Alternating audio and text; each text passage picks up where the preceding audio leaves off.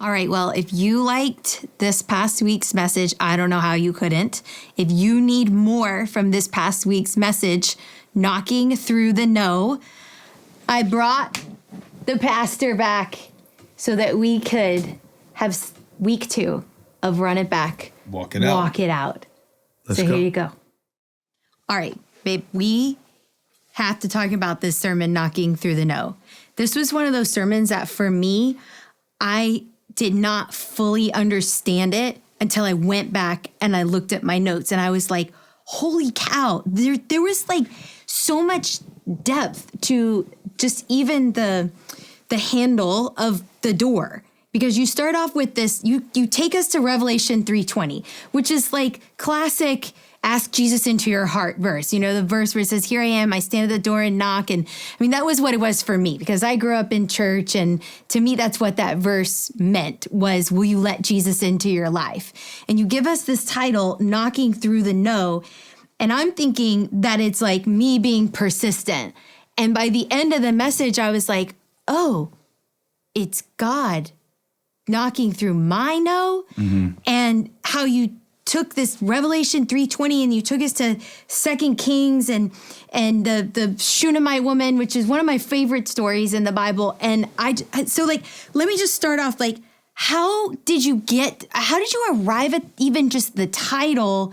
How much of the door references did you have as you were building this sermon? Well, it touched my heart because the woman basically has done something amazing for God's prophet. She doesn't want anything in return. Right.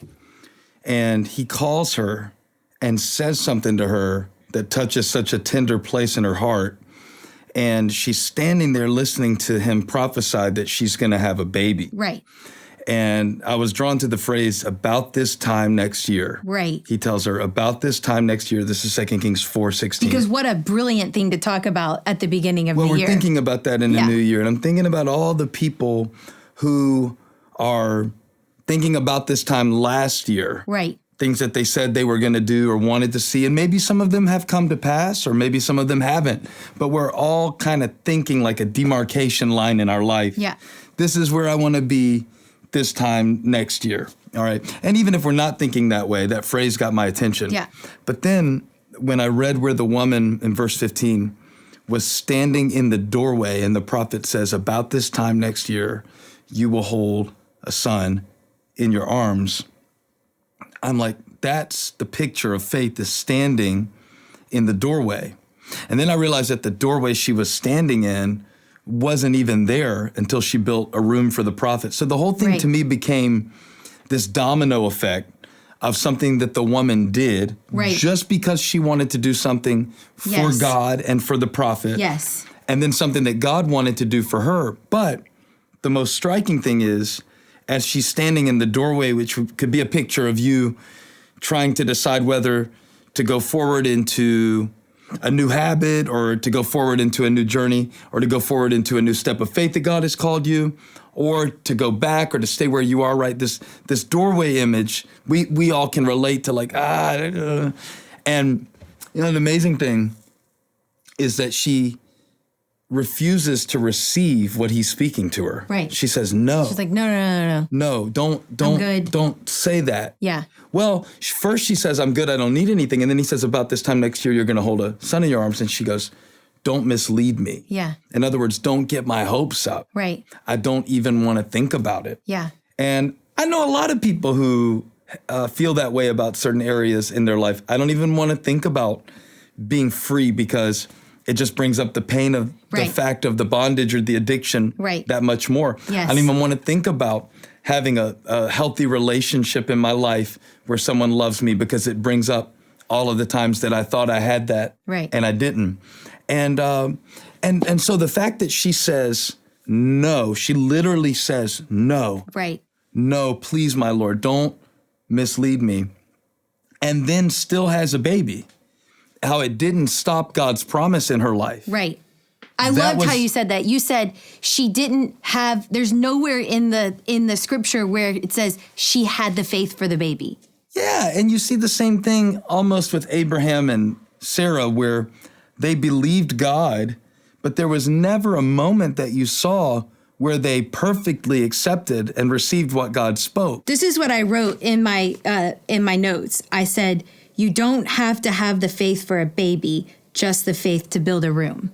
Yeah, good. And that was so great to me, because it actually made me think, because one of the things that you walk through the sermon and you talk about hinges, and like you said, that hope and disappointment swing on the same hinge. But then you also said, hold on, where was the other? The doors of tomorrow's opportunity hinge on today's obedience.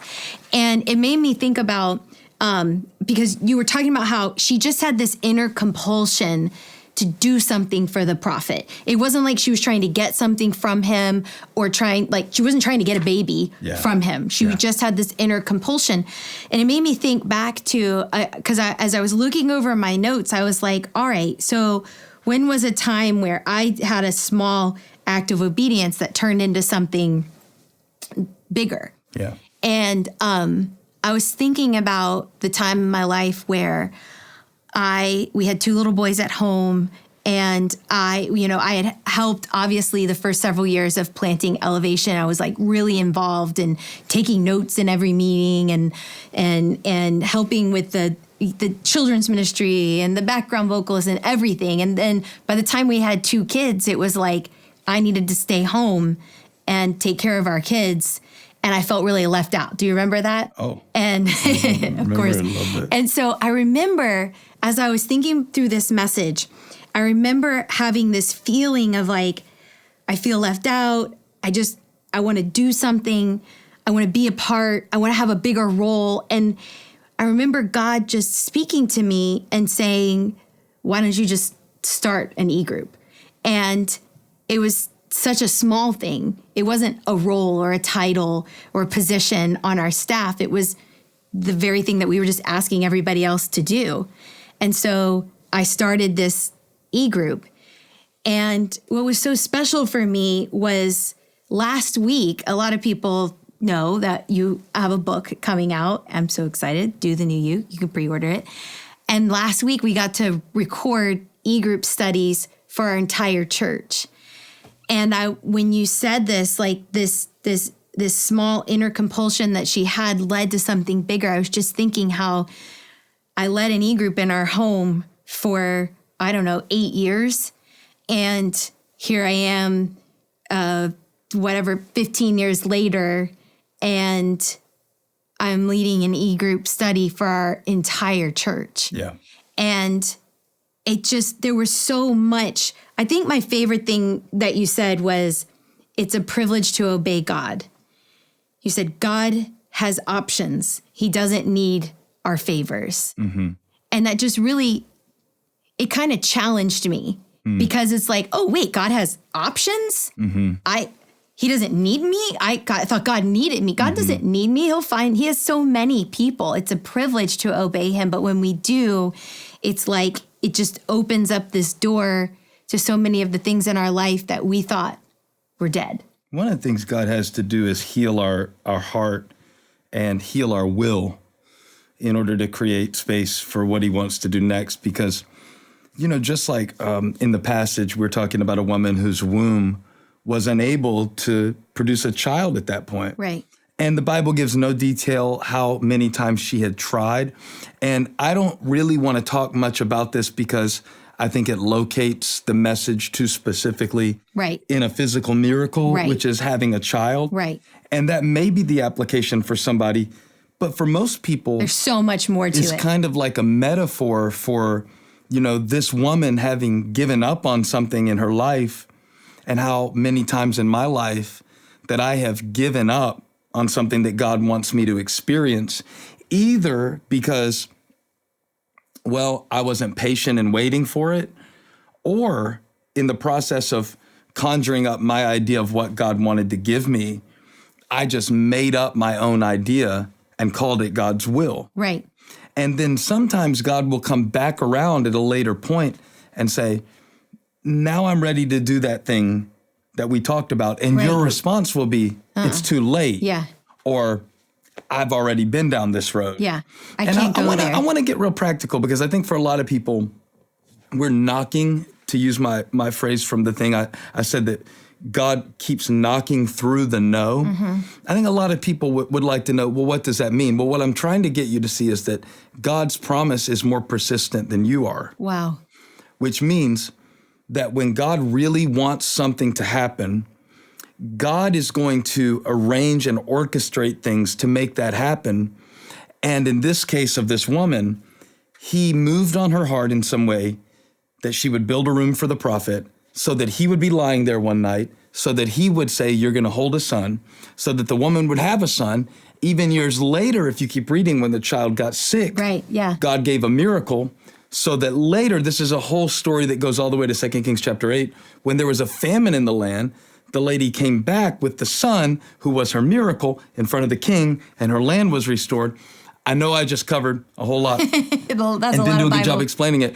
But God is setting some things in motion in your life right now that you may not have the awareness or the context to really recognize as being his providence. Yeah. And so when you're standing at a place where you want to quit and give up, and that can mean a lot of different things. You know, there are people who probably don't even want to go on walking with God, don't even want to go on being a Christian anymore. Yeah. Don't even want to go on showing up to church, listening to messages like this. There are some people who may be considering walking away from their family, walking away from a job that you know God gave you because it's harder than you thought it was going to be. Wow. Or you're not seen. Or there may be somebody watching who wonders, like, is my life even worth living? And wherever you are on that continuum of quitting, when I say that God is knocking through the no, what I mean by that is that just because it didn't happen in your timeline Right. doesn't mean it isn't true. And just because God gave you a delay doesn't mean it was a denial. And that's what I think, if I could go back to versions of myself that wanted to quit and thank myself for not giving up on certain things because I look at what God has done now, I want everybody who hears this message to see that you're standing in the doorway of a decision that you're making right now, whether to go forward with something, whether to act on something. There is a seed, an idea that God has given you to implement, and you have no idea what you're standing in the doorway of, and that's okay. You can be confused. You can have doubts. What you cannot do and what you must not do is allow the insignificance of your current situation or the frustration of your current circumstance to keep you from doing the next thing God gave you to do, because Right. that's all the woman did. Right. She built a room. Right. She had space on her roof. She converted it to a room. She opened it up to the prophet, and God used that. She didn't believe she could become pregnant. She did become pregnant because she did what she could. So don't let the part that you can't believe keep you from doing the part that you can do. Don't let the part that you can't conceive, the part that you can't understand, Right. keep you from the next step that you can take. Okay, so one of the things that you said is there's a big difference between disappointment and bitterness. Yeah, that's huge. So what do you do when you're in that disappointment stage, when you're like, I give up. This is never going to happen for me. This dream, this relationship, whatever, this is never going to happen for me. I give up. How do you keep yourself from becoming bitter? Because you said it's okay to be disappointed. What do you do? The Bible talks about a root of bitterness that springs up and defiles many. And I've always thought that bitterness sits in the situation, and moving through disappointment leads you to the opportunity to see God converted into something. So what I mean by that is disappointment goes, that person really let me down. And I am very hurt that they let me down. And I may never trust them the same way again because I am very disappointed in them. Bitterness grows roots in that disappointment and says, and you can never trust anyone because everyone will let you down. And the reason that they let you down was because, you know, and then it starts listing all of their reasons that you've made up in your mind. Disappointment is very honest with God, saying, I don't like how this turned out. But the difference to me between a root of bitterness and a moment of disappointment or even a season of disappointment is, do you move through it? So it's about movement. It's about moving through it. It's about moving through it. I had a friend who had surgery recently, and the doctor was telling them, now I'm going to get you moving sooner than you want to after the surgery, because a stiff joint is a painful joint. And so we're going to have to introduce movement to produce healing quicker than you're going to want to. That's so good. And you're going to fight me on it because you're going to think that this is too soon to move. It hurts. I think a lot of times God will try to get us moving when it feels too soon for us. Yeah. And I don't mean that he doesn't allow us time to recover when we go through something, or that God pushes us back out into situations before we're emotionally ready. Sometimes we can get in trouble not allowing him to do the work internally. But there is a type of rehabilitation that your heart goes through with God, and that the Holy Spirit is very good at and very surgical with when you're disappointed, where he can begin to walk you through. And he's done this for me so many times. That's how I know it's real. Yeah. What you experienced, what you can learn from it, how you can move forward with the lessons rather than allowing them to fester and become regrets and resentment. And shame. But a lot of times it's about moving into the next thing that you do, not about waiting for God to give you complete clarity of why they walked out of your life, complete clarity of why this failed and you thought it was him, give you complete clarity about how it's all going to work together in his 5-year plan for your life, but moving into the next thing that he gave you to do. So for me, the difference between disappointment and bitterness is, do you move through it? Do you glean from it? Yeah. Do you allow that thing to be converted in the hands of God into wisdom that you can take forward into your future? Yeah. I think also one of the things that you pointed out was doing the next thing that's in front of you, you know, and you've shared this in other sermons before, like do the next best thing. And part of moving isn't always moving in that area of bitterness. Yeah. It's kind of like, okay, I feel hurt. I feel blocked in this area, but I see an opportunity that God has given me in this area, so I'm going to move forward.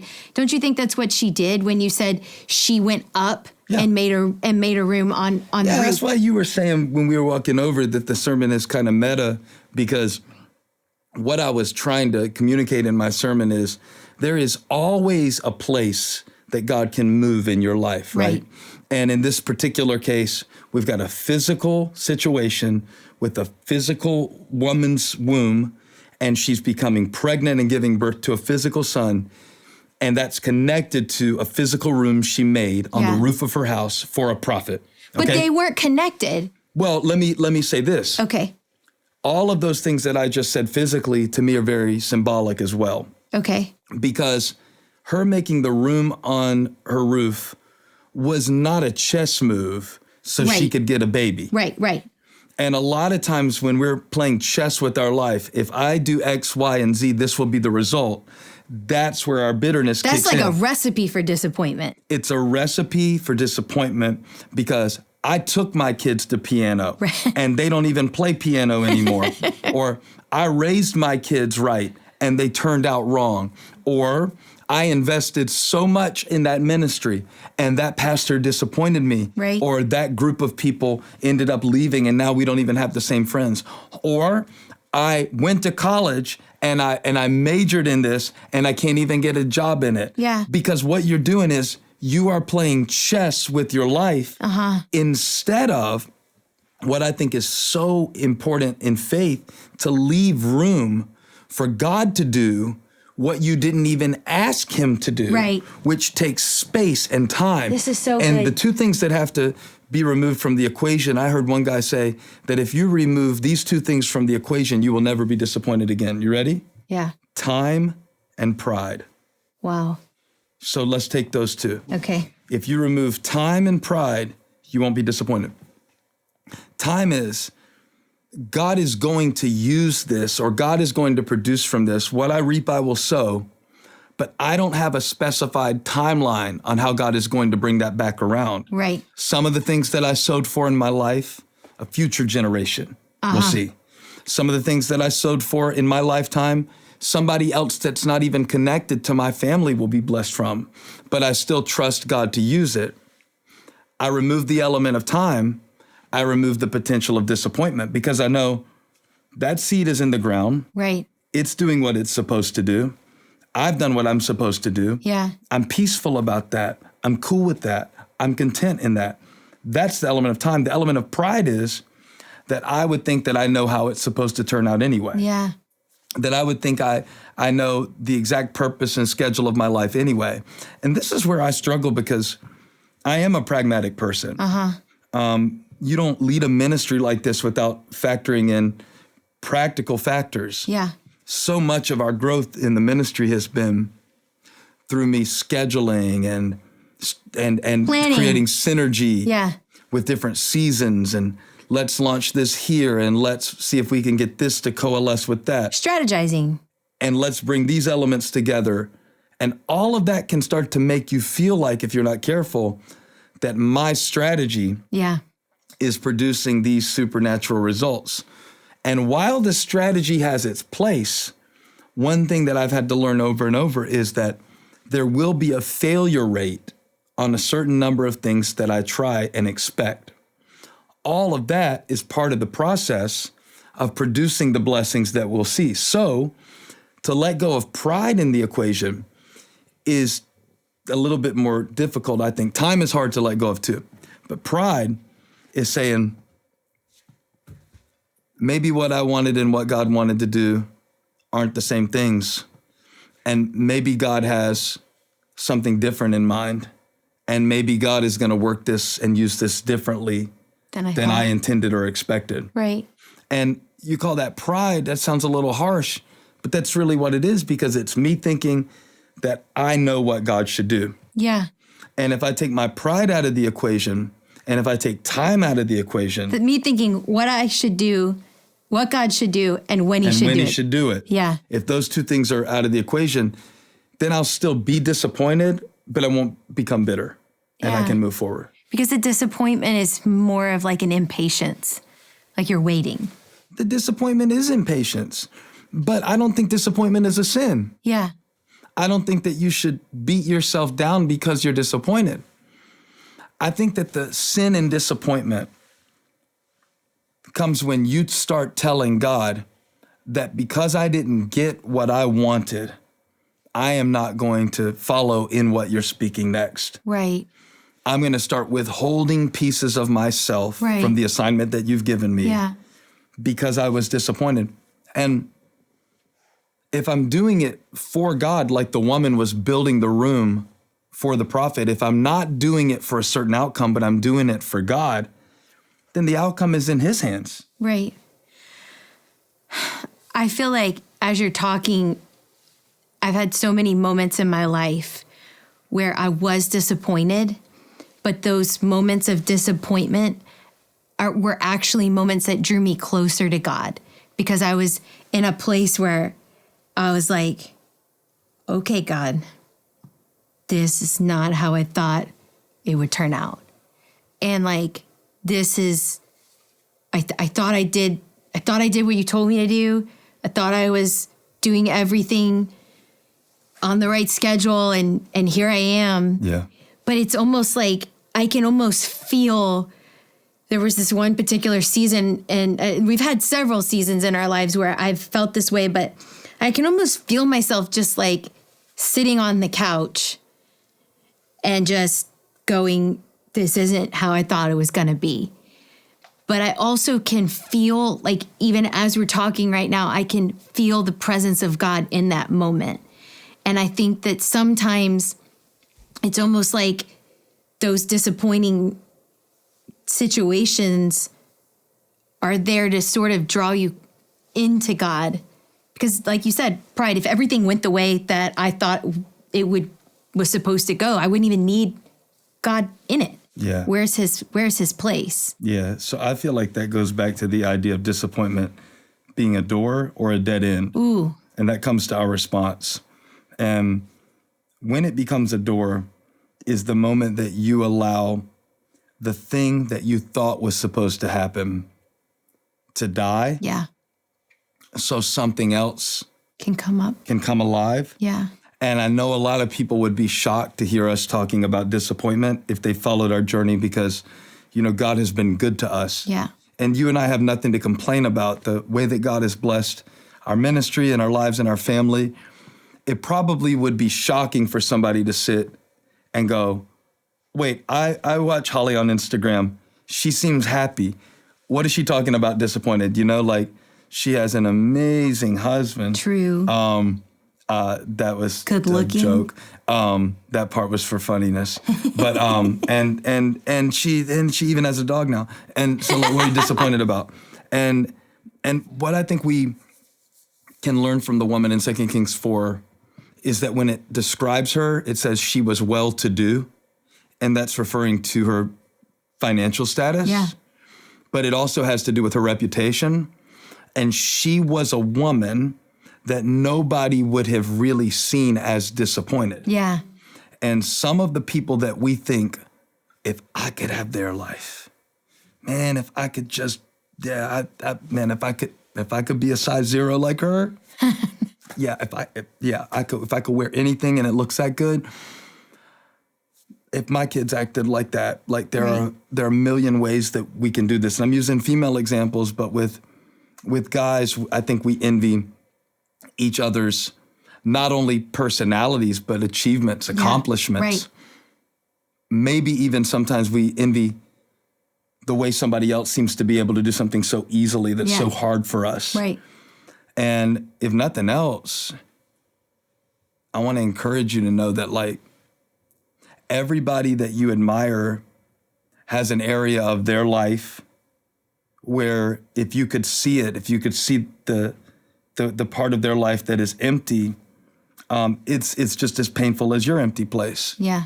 And the story of the woman at Shunem is so important because it's not a woman who's destitute like 2 Kings chapter 4, verses 1 through 7, Right. where the woman is on the verge of bankruptcy and losing her sons.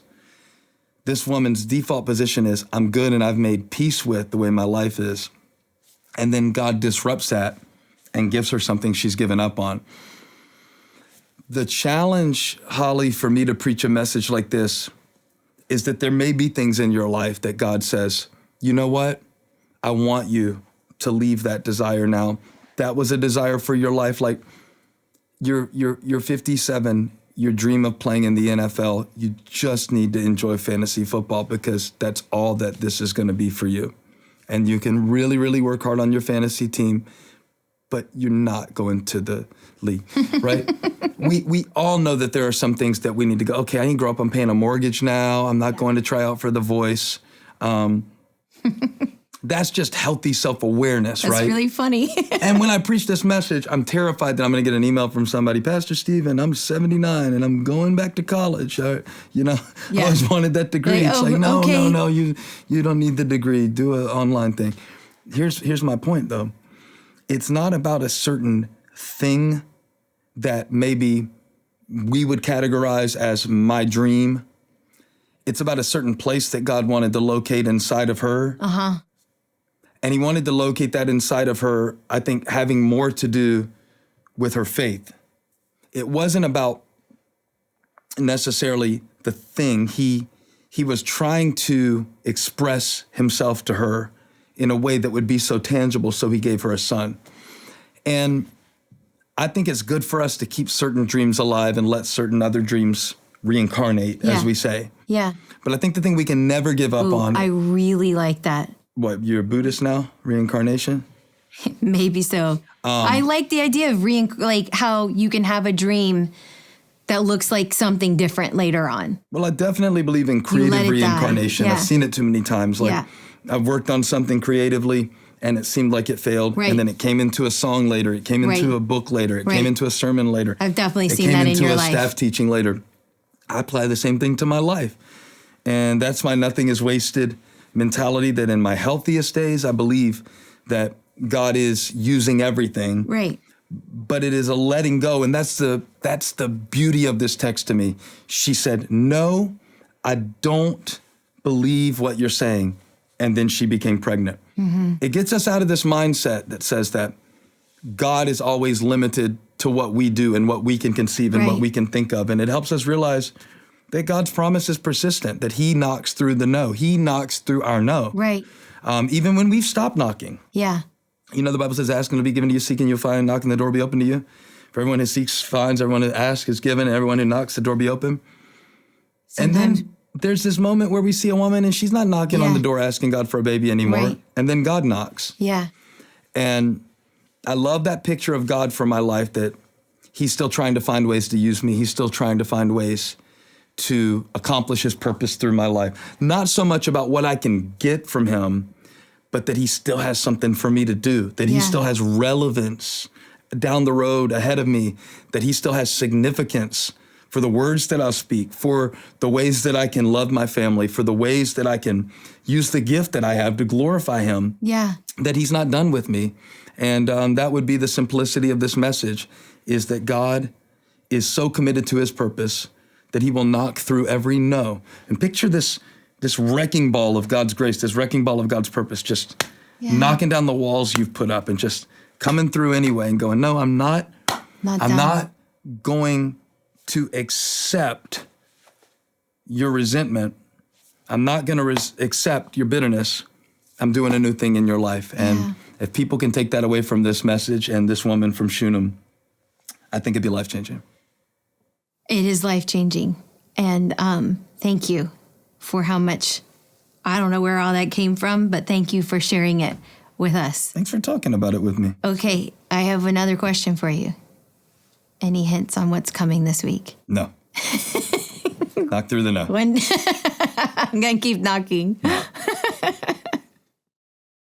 Hey everybody, thank you so much for watching Elevation Plus. We consider you part of our eFam, which is our online family. That's right, so make sure you are liking, subscribing, sharing Elevation Plus, and come back here so you can find out more about great stories, great creative elements, and also join us every week for Coffee Fam. That's right.